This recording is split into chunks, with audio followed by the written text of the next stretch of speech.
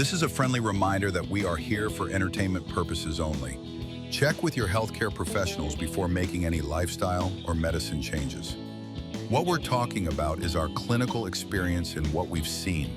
You can consult me as a doctor, or you can consult my guest and get all of your questions answered, but we can help to educate you a bit and allow you to think a little differently.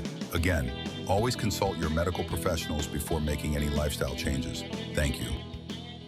All right, I'm Megan McClanahan. Welcome back to Cast 11. I've got Dr. Brian from AZ Metabolic Health back today. Hello and welcome back. Hello, thanks for having me back. I'm so glad to It's great have be you back. here. Yeah, how's everything going? Great, staying busy, That's growing the good. practice, all that kind of I fun love stuff. that for you. Yeah, it's I been great. love that. So I kind of wanted to dive into a couple different topics today. I'm going to rack your brain a little bit. And my first question was, what exactly is the understanding of metabolic health? Yeah, metabolic health it's a lot of people don't know what it is. I know. Yeah, so metabolic health is really, when you really break it down, it's coming back to the mitochondria, which are the energy centers of the cells. We have millions of them in our body, and a lot of diseases are from dysfunctional mitochondria. Dementia, Parkinson's, diabetes, obesity, and you can go through the whole list of everything we treat. So it really comes down to the mitochondria are using our food to make energy for us. And when we oversupply with food or processed food or sugar, those mitochondria can start dying off. So people start getting tired, fatigued, high sugars, high cholesterol, those kind of things. And so really coming back to say, how do we properly nourish our bodies? And it's not just what we're eating, it's what we're thinking, stress, not exercising. Exercise has a massive role in metabolic health. So it goes all the way back to the gut microbiome, all these little bacteria that live in our guts. Right. When we're metabolically healthy, they are diverse and they're ready to help us break down food and get the most nutrition that we can. And as we get sick, putting a lot of processed foods, they're looking at this stuff saying, what do you want us to do with this? This is foreign to us. So really metabolic health goes all the way back to the gut, all the way to the brain, and the whole body's affected. That's amazing. It's amazing how the breakdown of our bodies has control over so many things and how it works as a system.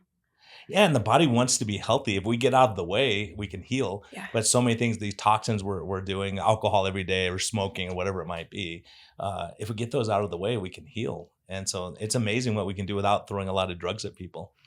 So here's another question for you. What are the good makers or markers of good metabolic health? The biggest markers we look at are when we look at cholesterol. One of the biggest marker of cardiovascular disease, it's not discussed a lot, is the ratio of your triglycerides, which are really from too much sugar in the diet, to HDL cholesterol, which is called the good cholesterol. They all play the role. It's not that there's good and bad cholesterol necessarily.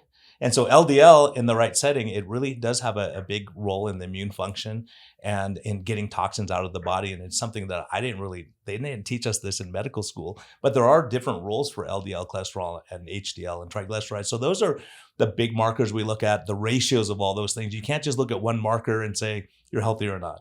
It's just like saying, how much money do you make? Can you live in Prescott? Right. You may have a lot of expenses and things like that. So some of the big markers we look at is insulin levels. High insulin is very toxic to the body and associated with many diseases, including dementia and Parkinson's.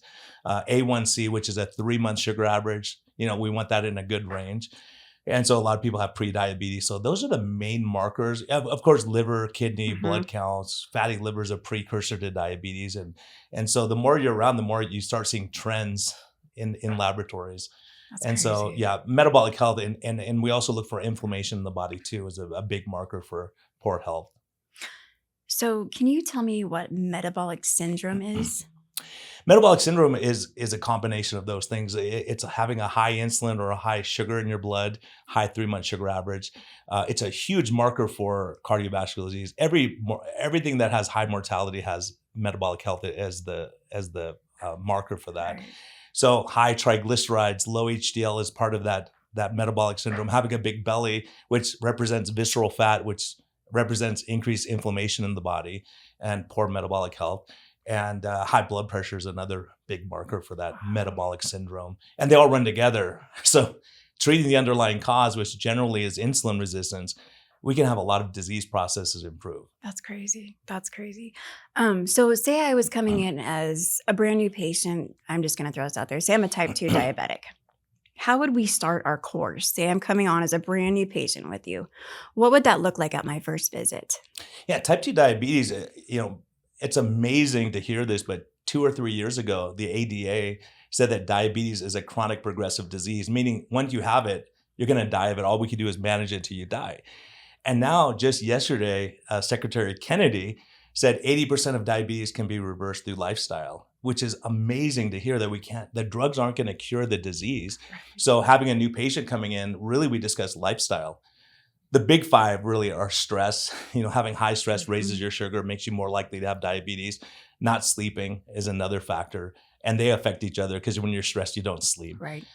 Diet, exercise, and don't smoke or drink to excess. These are the big five that we have control over. So those are the things we look at. A lot of times I'll go through those and someone will say, oh yeah, I'm eating right, but I'm stressed all the time, or I'm not sleeping, but I'm doing this. And so we all have factors in our life we can look at, and maybe tweaking one or two of those will make a huge difference in outcomes. So we see people reversing diabetes just by stopping soda, for instance. Crazy. Yeah. And so because when you think about it, insulin has to go up to get rid of that extra sugar, right? So if you stop drinking soda or fruit juice, everyone thinks it's healthy. You look and say, well, when someone has low sugars, what do we tell them? Drink orange juice or eat peanut right? butter. Yeah. And so you go, well, those are raising their sugars. Every time you raise your sugar, your insulin has to go up. And that's how insulin resistance happens, because your body stops listening to the signal that goes off all the time. That's crazy. That's crazy. So for our viewers that are watching, what kind of foods then would you recommend that would be good for metabolic health, that would support it? Yeah, really, the best thing is not really our opinion anymore. We have continuous glucose monitors. So we can look at those things and say, wow, if you're diabetic, I mean, you look at the ADA's recommended diet and it's incredible. If you have oatmeal every morning, and it doesn't taste good by itself, so people put honey on it or sugar, or they put other things, or bananas, and their sugars go sky high. If you take that same diabetic patient and you give them eggs, their sugars are flat and come down. So you say, well, I want to stop putting sugar in that system. And that's what's hard, because a lot of people say, well, there's cholesterol in eggs. But when we start looking at the data, the big risk factor is metabolic disease, as you've already said. So if you have metabolic syndrome, we have to fix those markers. High insulin is the number one killer we have when you look at the data. And so you say, how do I lower that? Well, eggs don't need any insulin to get rid of it. So you can have eggs for breakfast instead of oatmeal, because a lot of the oatmeals they come in the package and it has tons of preservatives and a lot of bad stuff that come with that oatmeal that you're having. Right. So cutting back on toast, for instance, we'll see that sugars get better. Believe it or not, sushi, when people eat sushi and have rice, the sugars go crazy high. And so having that continuous glucose monitor, we can see that. But if you have an orange, is going to be a lot different than having orange juice, which is about 12 oranges squeezed in a glass, right? And it's just the sugar and all the fiber gets thrown away. So just making those little changes, it's remarkable to see. So by patients, my diabetics especially, we have continuous glucose monitors where we can see what's happening when you eat certain things, and you tweak that a little bit. And as you tweak that and get rid of some of these things that are raising the sugars, everything starts getting better. So can the patients see those numbers too then as you're tracking them with those monitors? Yeah, the monitors are amazing. You can have it on your cell phone. It used to be that you had to hold your cell phone up to your arm every time you wanted to see the sugar levels. Wow. Now it automatically goes via Bluetooth. Cool. So, and that automatically comes to me. So I can see it too. So I can monitor. If people we're trying to get them off insulin, we can monitor them very closely and get them off their medications, because we can see if their sugars are going too high or too low and adjust on the fly. And it's amazing, the technology. Oh, technology's come so far. It is insane how far it's come these days. So if I'm coming in as a new patient, I'm just going to throw this at you again. Say I'm 30 years old, healthy as a horse, but I'm not sleeping at night. How would you treat that? Oh, we have so many ways of looking at stress and sleep. Sleep's a big factor. I mean, that's one thing. When we first started looking at metabolic health, no one appreciated the importance of sleep. They took Navy SEALs and these are the fittest of the fit, and they sleep deprived them for 2 days, and they became insulin resistant, just like a diabetic would be. And these are our healthiest people that we have. So really, sleep is critically important for allowing the pancreas to rest, allowing your body to recover and heal. So we really come down to, why are you not sleeping? Right. And so many times people have a stressful job and they come home and have a few drinks. Alcohol always affects sleep cycles, right? And a lot of us enjoy having a drink here and there. Oh, yeah. But it does affect the sleep cycle. And a lot of people now are wearing these Aura rings or Whoop watches, and they can monitor their sleep quality. One drink messes up sleep quality. So the more stressed we are, the more we drink, the poorer we sleep, the more stress, and we get into those cycles. So exercise, waking up earlier in the morning or getting sun exposure, red light therapy has been shown to be helpful. Some people wear blue blocker For glasses. sleep. Red light therapy in the morning resets your clock. It tells your body, hey, it's morning, right? Really? Or going out and having your coffee outside maybe and sitting Yeah. outside in the sun. When you get that direct sun exposure, it resets your clock and says, okay, now you're supposed to sleep in X number of hours from now. And so it really helps. And you think about it, when people go camping and you don't have all these light stimuli like the TV and Right. you're ready for bed. What time is it? 6:30. Oh my goodness. I'm like, because it's so dark and your body says it's dark, time to go to sleep. But we have, artificial lighting. We have all these things that stimulate us. And so it's hard. And even coffee in the afternoon, sometimes to get through those last few hours at work, people are having coffee and then they can't sleep that night. But deep breathing can help. There's so many things that sounded so silly to me years ago. Now we see the data that's coming back and it's remarkable. Even sauna therapy or cold plunges in the morning, seem to help people sleep better. That's cool. That's super cool. Well, I'm guilty of drinking that coffee early afternoon, but it doesn't impact me. I still sleep. Yeah, some people can do it and sleep well. Yeah. I think some of us just don't metabolize it as well. And it'll keep us interesting. up at night. Yeah. For sure. Yeah, I know. I've watched other friends, that'll have even sodas in the afternoon, and I know that they've had hard time sleeping at night. Mhm. And it's even if it's like the caffeine free or the sugar free, like the Diet Coke, but they're still up. That's crazy. Yeah, some people are really sensitive. It's amazing just at how, like you said, the word sensitive, our systems can be to everything. So another part of what you do is some of the weight loss stuff. You still working on that? Yeah, absolutely. Okay. That's all part of metabolic syndrome for sure. Okay, so let's talk a little bit about that. How do you incorporate that with a new patient? So this is something that I had to really think about. It's like, how can it be if you think about when we get fat, why do we get fat? Is we're storing energy to use later, right? So your body's saying you can't use that all now. Let's store it as fat because it can't stay in the bloodstream. Because if it stays in the bloodstream, then we have diabetes and high cholesterol and all these things. So the body's very good at storing fat. Some people are great at breaking fat down. And how do they do that? Insulin is the indicator. High insulin levels telling your body there's too much energy, store fat, store energy. So if you have high insulin all the time and you weigh 400 pounds, you can't get to your fat stores because insulin's telling you not to break that fat down and use it for energy. It says store more of it. So a lot of people get into that, myself included. A lot of us have high insulins and then the insulin's blocking you from getting to your fat stores. So really a lot of people, we look and say, let's try cutting out the processed food and sugar for a month. Don't worry about calories right now. Right. Let's get your body metabolically healthy. And when people are healthier and your insulin's low, your body sees the fat store and says, hey, I have all this energy I can use. You don't have to eat all day long, 6 times a day, 8 times a day, like the standard American diet is doing. So when you're running on your fat source, you can run a lot. Yeah, it's amazing. And so it's scary for us to think, oh, what happens if I skip lunch? What will happen? Or if you skip breakfast, you're going to go into starvation mode. Yeah. There are runners and elite athletes who run on low carb all the time because they're using their fat stores as energy. Even though they weigh 140 pounds, there's still way more fat. Is a better source of storage. Glycogen, you can only store so much in your bloodstream. I think your entire bloodstream has 50 calories in the bloodstream you can use as energy. What is glycogen? Glycogen is sugar that you put in the muscle. Okay. So muscle is great at storing glycogen. It can also store fat, right? And you can use that for energy when you need it. So some people go from like having a ribeye steak, a bunch of marbling in their fat, in their muscles, and then they become insulin resistant. But if they exercise and burn some of that fat out, now you have a great place to store sugar. So a lot of sugar converts over to fat.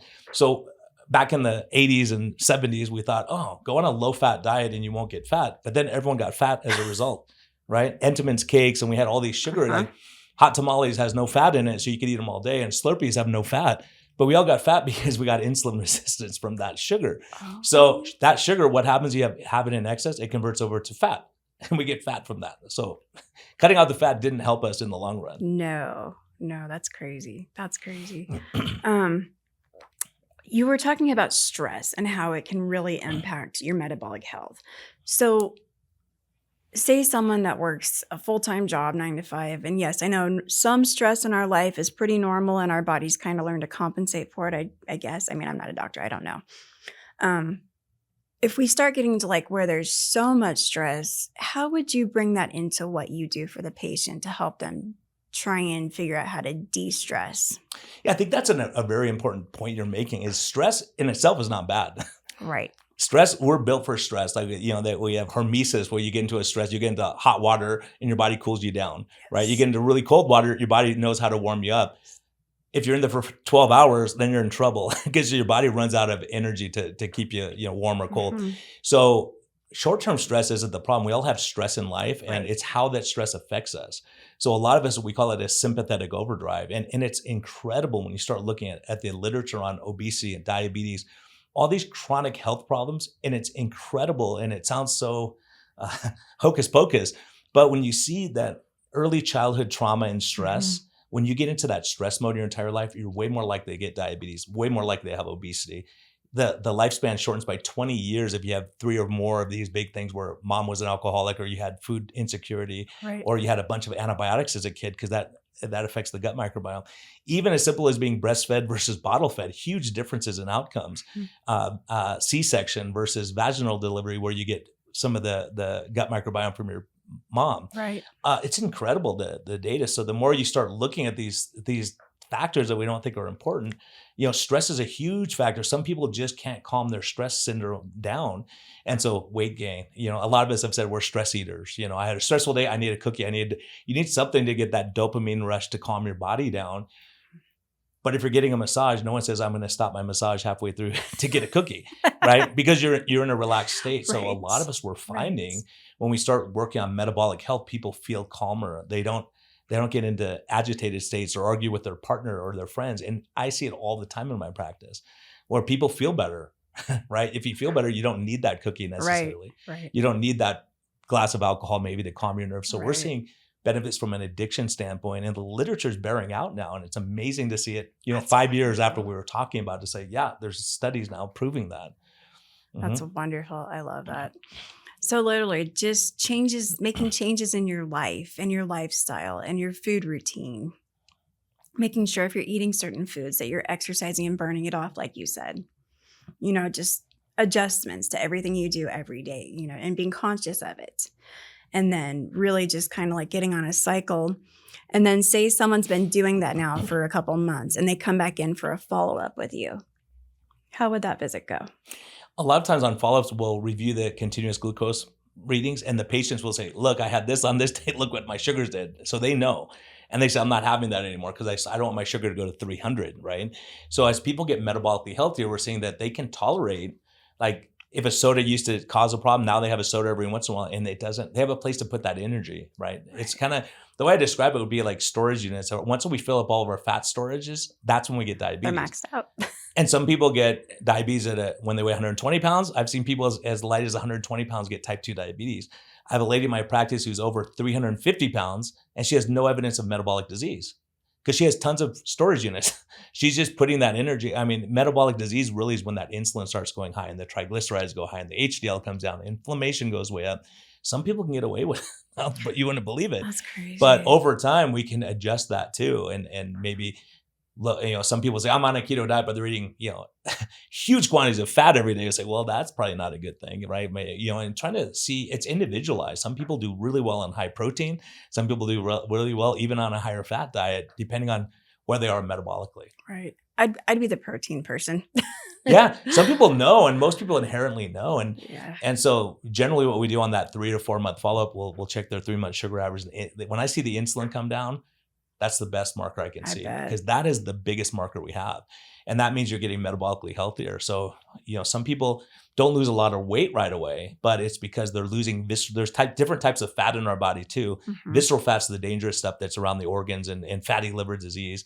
So no one just gets type 2 diabetes one day. It's not like you woke up and you had bad luck. It takes about 15 or 20 years, and we have markers that we can measure before that happens. So no one should get diabetes without their doctor saying, uh-oh, you're in trouble if you don't change what you're doing. It's coming. And so that would be caused by what they're ingesting. Ingesting, stress, not sleeping, all these things we've been talking about, it all comes back to the same. So I have people that go through major life stress, and they get type 2 diabetes. I mean, really, when anyone listening if they have an autoimmune disease, generally within 3 weeks of that onset, they had major life stress happen. and then your cortisol gets out of whack and your insulin. These all are looking at each other. So if you have high insulin all the time and you have high cortisol levels, your body's looking at that saying something's wrong, right? So when you're stressed, if you think about it, and this is what's so amazing after many years, 25 years of medicine, you start realizing your body, there's nothing your body does to try to harm you. Right. And it's incredible. Like we were talking about cholesterol a little bit. I was just reading yesterday about sepsis. When someone's in the hospital and really sick, the HDL, the good cholesterol, drops by 70% that first day. And the LDL drops by 50% on the second day. It's like, that's a cholesterol. Why would it do that if you're really sick? Well, guess what those guys do? When you have a bunch of toxins that leak across the gut, they grab those and take it to the liver to detox and get rid of it. So depending where you are, your LDL and HDL can change dramatically depending on your health state. And people just don't realize that. Most doctors don't realize that. So sometimes your cholesterol could be going high because your gut is such a mess from all the processed food and sugar, not necessarily cholesterol leaking across your gut, right? So there's a lot of reasons. And the more we're around, the more doctors are starting to tune into these things and look and observe their patients and see what they're seeing. And why is that high? So if it's high, your body's probably trying to help you and you're trying to figure out what the problem is.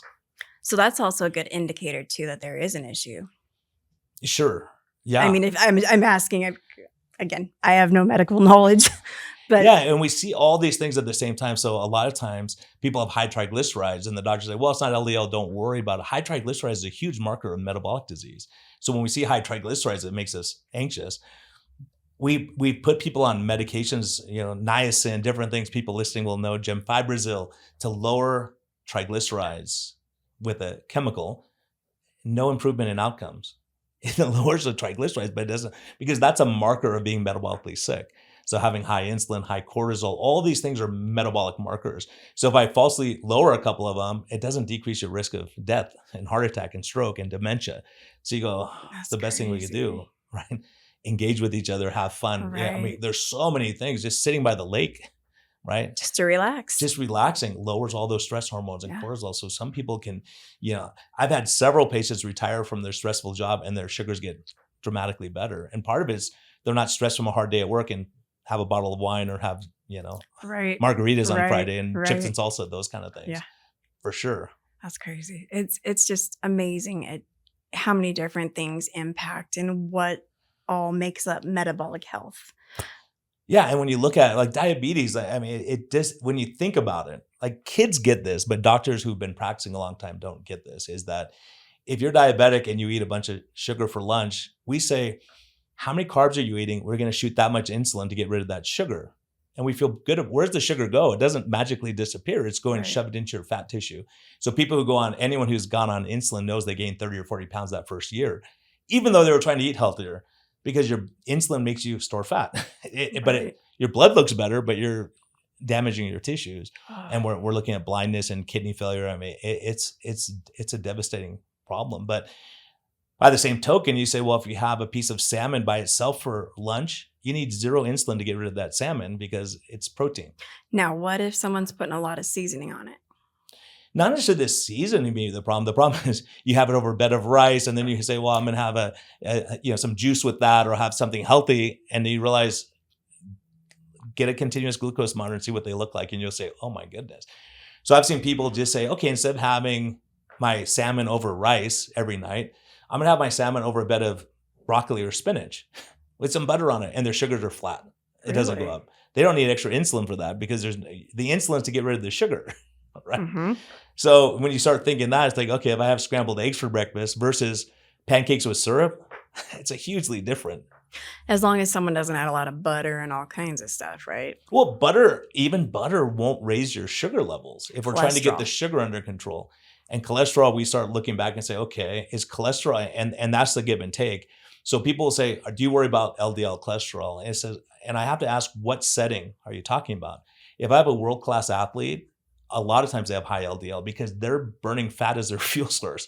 So their LDL is getting kicked out of their fat stores to burn. They're not storing that. They're burning that.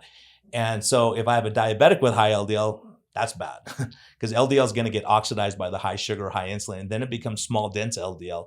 Big fluffy LDL has never been correlated with cardiac disease, but big fluffy LDL turns into small dense LDL. How? High sugar, And even some of the gut microbiome, the toxic gut microbiome releases chemicals that are affiliated with heart disease. That's So you say, crazy. wow, you want to fix your gut, you want to eat right, watch your stress. Yeah. All these things start cycling around. That anything that raises insulin also messes up your gut microbiome.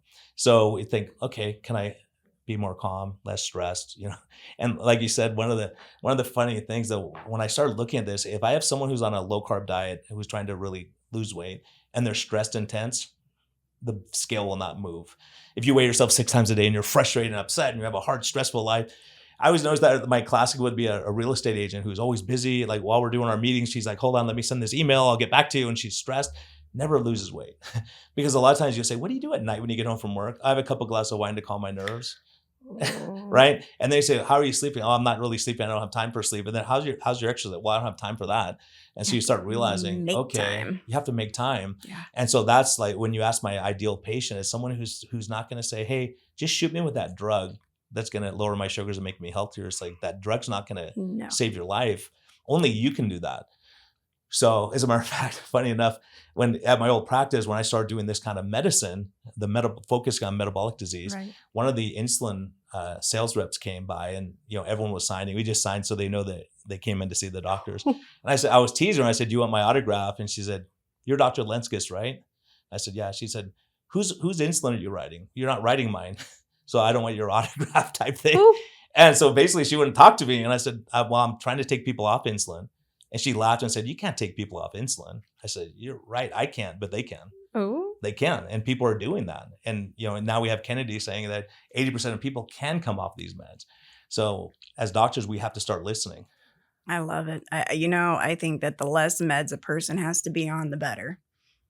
It's true. I mean, when I have seniors come in, especially here in Prescott, Mhm. I'll see people on 20, 30 medicines. And most of those are for side effects of medicines that they're not even taking anymore. Oh my gosh. And so when you start simplifying the medical regimen, the body can function a lot better, 20 to 30. And high insulin holds on to salt in the kidneys, for instance. So getting the insulin down, a lot of people come off their blood pressure. About 90% of people can come off blood pressure medicines, right? It's not normal to have high blood pressure. Mm-mm. And it's not normal to have cognitive decline. No. And so when you start realizing, gosh, if we feed our bodies right and we get our brains less stress and we get our sleep, we can make huge impacts. And it sounds so funny because in Western medicine, we don't talk about those things, Really? right? Functional medicine doctors do. The system we're in right now, and the reason I left the system is you have 10 minutes with a patient. You can't talk about sleep, stress, how's your marriage, how's life.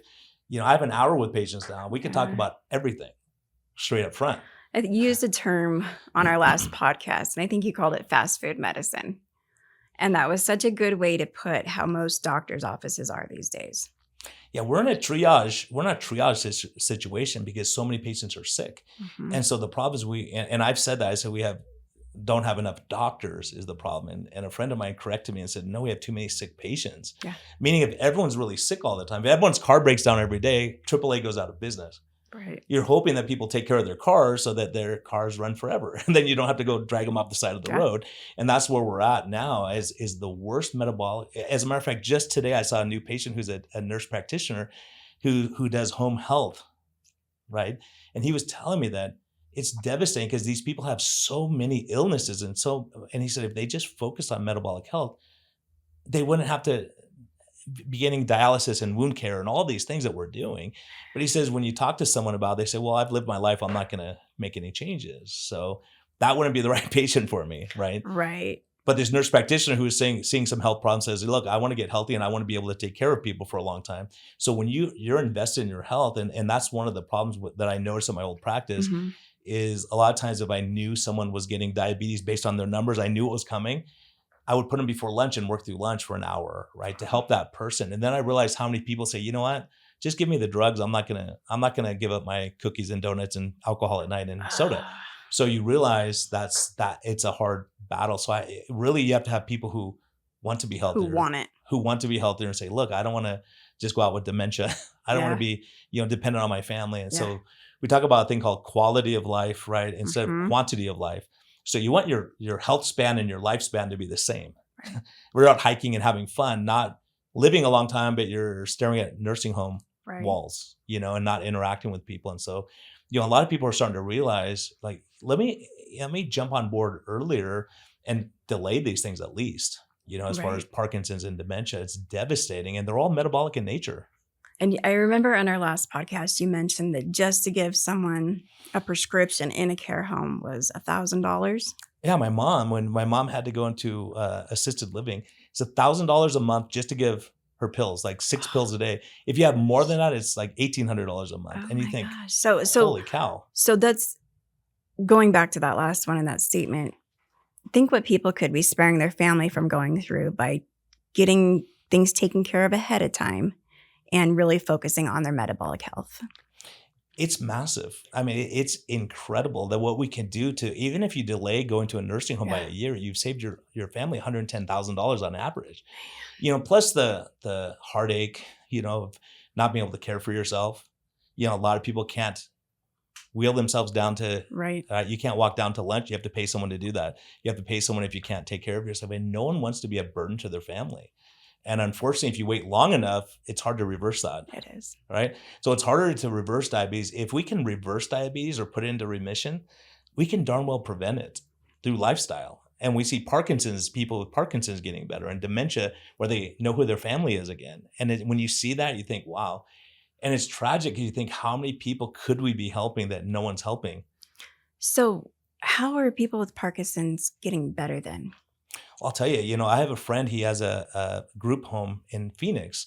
It's called Paradise for Parents. People go see his name's Hal Cranmer.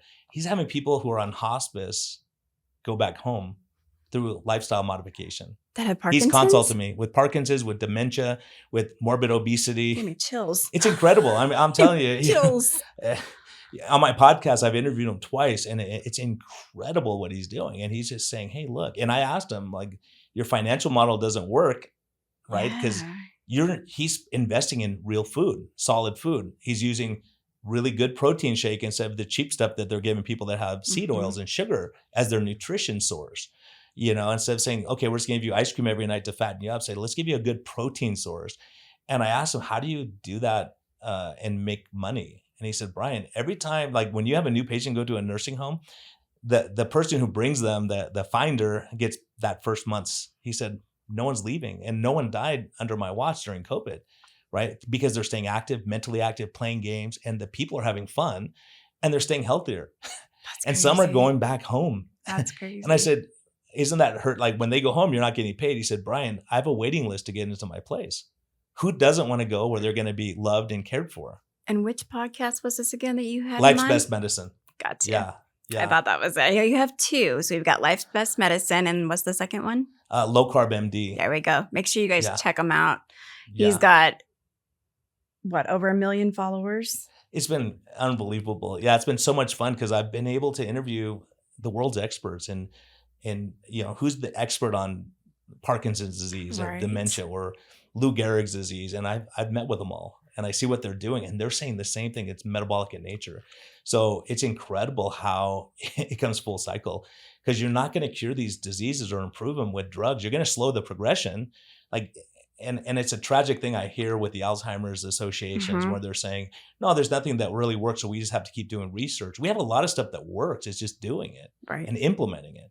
Instead of saying, well, mom likes sugary drinks every night. Right. Let's supplement with that with something else where she's not even going to know. Right. She's going to enjoy it just as well, and you're not going to. You may buy her years of life. That's crazy. Yeah, it's incredible. It's a hard thing, and unfortunately, we think when people are seniors, they're expendable, and so doctors just don't. They don't invest time because it's incredible though. It's really, really incredible that we see that, and we went into medicine to really help people. So when you see this, that's the cure to burnout for physicians. I was getting burned out working 17 hours days thinking, what am I doing here? I'm just writing more drugs and, seeing the people come back sicker every year. But once we started doing this kind of medicine, it's like, oh, you're off your insulin now, huh? You're feeling better. Your joints don't hurt. You can go hiking with your kids now and be part of life. It's incredible. And so instead of being burnt out, now you're loving what you do. I absolutely love it. And it's rewarding. Yeah, there's nothing more rewarding than having someone come in and say, my mood is so much better. I'm laughing more. I love it. And you could see it. I love it. It's obvious. And when I look at labs, it's like Christmas every day because I go, oh my gosh, look at that. Their A1C is now in the normal range. Their insulin's dropped it by 2/3. And to see the triglycerides coming down, the HDL, the good cholesterol going up, and we know what those markers mean for longevity. You think, wow, this is great. It's a lot of fun, and patients are happier, and they're out doing things. They're bringing me pictures. One of my ladies, she was 78 when she came to me, and she flew in from Wyoming to California to see me. I said, what are you doing flying this far? She said, my doctor told me, you're old, just live the rest of your life, don't change anything. And she said, I'm overweight, my joints hurt, I can't focus very well. I said, well, I'll work with you. Let's see what we can do. This lady is fishing all the time. She's catching releases all over. She does fly fish. She goes, Brian, come out. We'll go fly fishing together. I'm going to teach you, and she's living her life. And she's so thankful. She's lost 45 pounds. She's wearing bikinis. It's incredible. You see her and she's enjoying life, and her husband is doing fantastic. And you see it like, wow, it's like, where would she be if she didn't say, hey, I want to get better? So many people are sitting there inflamed, miserable, depressed, and going, you don't want to die like that. No. You want to give yourself the best years. They're supposed to be the golden years. Yeah. Everyone says these aren't golden years, but we can make it that. Yeah, absolutely. Yeah. Now that I'm a senior citizen, I'm more invested. I'm more invested because it's like, oh my gosh, I'm one of you now, right? Oh, you're funny. You're funny. Well, I'm going to go ahead and wrap us up for this one. And thank you for joining me back here. I'm super happy to have you back. And then we'll have our next episode. And I look forward to what we discuss on that one. All right. Thank you for the great questions. I appreciate it. I'm Megan McClanahan. Thanks for joining us on Cast 11. Thank you, Dr. Brian, for coming back from AZ Metabolic Health. I look forward to our next episode.